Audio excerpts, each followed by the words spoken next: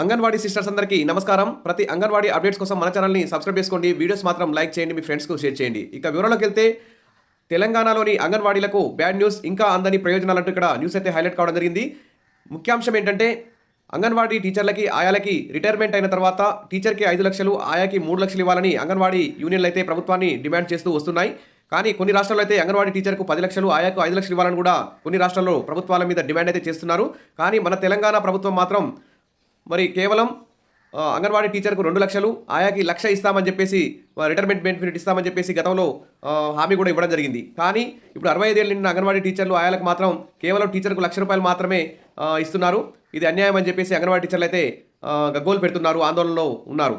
ఇక్కడ చూస్తే కాబట్టి ప్రభుత్వం వెంటనే ఈసారి అసెంబ్లీ సమావేశంలో చర్చించి అంగన్వాడీ టీచర్లకి 5 లక్షలు, ఆయాలకి 3 లక్షలు రిటైర్మెంట్ ప్యాకేజ్ ఇచ్చే విధంగా నిర్ణయం తీసుకుంటే బాగుంటుంది. ఎందుకంటే వారు దాదాపు 30-40 సంవత్సరాలు అతి తక్కువ జీతాలకి అంగన్వాడీ వ్యవస్థలో విధులైతే నిర్వహించి పేదలకు సేవలు అందిస్తున్నారు. కాబట్టి ఖచ్చితంగా వారికి రిటైర్మెంట్ అయిన తర్వాత 5 లక్షలు, ఆయాకి 3 లక్షలు ఇవ్వాల్సినటువంటి అవసరం ప్రభుత్వం మీద ఉందని అందరూ కూడా గుర్తించాలి. ఈ ప్రభుత్వం కూడా ఆ విధంగా చట్టాలు తీసుకురావాలి. ఇక్కడ చూస్తే అంగన్వాడీలకు బ్యాడ్ న్యూస్, ఇంకా అందని ప్రయోజనాలు, ఎదురుచూపులో తెలంగాణ రాష్ట్ర వ్యాప్తంగా టీచర్లు, ఆయాలంటూ న్యూస్. ఈ ఏడాది 65 ఏళ్లు నిండిన అంగన్వాడీ టీచర్లు, ఆయాలు ఉద్యోగ విరమణ పొందినటువంటి వారికి దాదాపు రాష్ట్రంలో వేల సంఖ్యలో ఉన్నారు. వీరందరికీ కూడా మరి ఇంతవరకు జూలై 1 నుంచి వారికి జీతభత్యాలు అయితే నిలుపుదల చేసింది.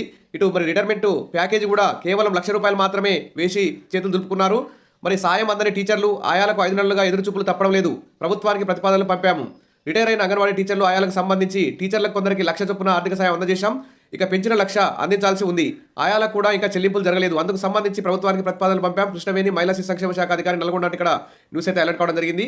కాబట్టి వెంటనే దాదాపు 5 నెలల నుంచి మరి ఇటు జీతాలు అయితే లేవు, ఉద్యోగం నుంచి తొలగించారు 65 ఏళ్ళు నిండిన వారిని. తర్వాత ఇటు రిటైర్మెంట్ ప్యాకేజ్ కూడా కేవలం 1 లక్ష రూపాయలు మాత్రమే ఇచ్చి ప్రభుత్వం చేతులు దులుపుకోవడం అన్యాయం. కాబట్టి వెంటనే టీచర్కి 5 లక్షలు, ఆయాకి 3 లక్షలు ఇచ్చే విధంగా ఈసారి జరిగే అసెంబ్లీ సమావేశాల్లో ప్రభుత్వం నిర్ణయం తీసుకుంటుందని చెప్పి అందరూ కూడా ఆశగా ఎదురు చూస్తున్నారు. మరి ప్రభుత్వం ఆ దిశగా చర్యలు తీసుకోవాలి. అంగన్వాడీ యూనియన్లు కూడా మరి ప్రభుత్వం మీద ఆ విధంగా ఒత్తిడి తీసుకోవాలని చెప్పేసి అందరూ కూడా భావిస్తున్నారు. ఇంకా చూస్తే అంగన్వాడీ సెంటర్లకు నిలిచిన కోడిగుడ్ల సరఫరా, పౌష్టికాహారం లేక అవస్థలు పడుతున్న గర్భిణీలు, చిన్నారులు. ఇటీవల తెలంగాణలో అనేక చోట్ల ఫుడ్ పాయిజనింగ్ కేసులు అవుతున్నాయి. మరి ప్రభుత్వం కూడా పాఠశాలలు, అంగన్వాడీల మీద టాస్క్ ఫోర్స్ కూడా వేశారు. మరి నాణ్యమైన కోడిగుడ్లు, నాణ్యమైన సరుకులు, పాలు, కందిపప్పు ఇవన్నీ కూడా నాణ్యమైనవి సప్లై చేయాల్సిన అవసరం ఉంది. అయితే తెలంగాణ రాష్ట్ర వ్యాప్తంగా అనేక ప్రాజెక్టుల పరిధిలో కోడిగుడ్ల సరఫరా నిలిచిపోయింది, కందిగుడ్లు నిలిచిపోయాయి, పాల సరఫరా నిలిచిపోయింది. అక్కడక్కడ అడపదడప ఇలాంటి అవకతవకలు జరుగుతున్నాయి. కాబట్టి వెంటనే నాణ్యమైనటువంటి కోడిగుడ్లని, నాణ్యమైన సరుకులని వెంటనే అంగన్వాడీ కేంద్రాలకు సప్లై చేయాలి. కాబట్టి నిబంధనల ప్రకారం 50 గ్రాముల బరువు ఉండాలని గుడ్లు, కానీ 28 గ్రాముల వరకే గుడ్లు బరువు ఉంటున్నాయని గ్రామాల్లోని గర్భిణీ స్త్రీలు అయితే ఆరోపిస్తున్నారు. ఇప్పటికైనా సంబంధిత అధికారులు స్పందించి అంగన్వాడీ సెంటర్లకు గుడ్లను సరఫరా చేయాలని గర్భిణీలు, చిన్నారుల తల్లిదండ్రులు అయితే కోరుతున్నారు. కాబట్టి నాణ్యమైన, మంచి పరిమాణంలో ఉన్న, వెయిట్తో ఉన్నటువంటి గుడ్లని సప్లై చేయాలి. కాబట్టి ఆ గుడ్లను కూడా వండేటప్పుడు ఒక 5 నిమిషాలు ఒక ట్రే తీసుకున్నామంటే ఆ ట్రేలో ఒక గుడ్డుని 5 నిమిషాలు నీళ్ళలో వేయాలి. వేస్తే అది మునిగితేనేమో మంచి గుడ్లు ఉన్నట్టు, తేలితే ఆ గుడ్డు వేస్ట్ అన్నట్టు. కాబట్టి ఈ విధంగా గుడ్లను టెస్ట్ కూడా చేసి వండాల్సినటువంటి అవసరం ఉంది. ఎందుకంటే గుడ్డ వల్లనే ఎక్కువ ఫుడ్ పాయిజనింగ్ అయ్యే అవకాశం ఉంది.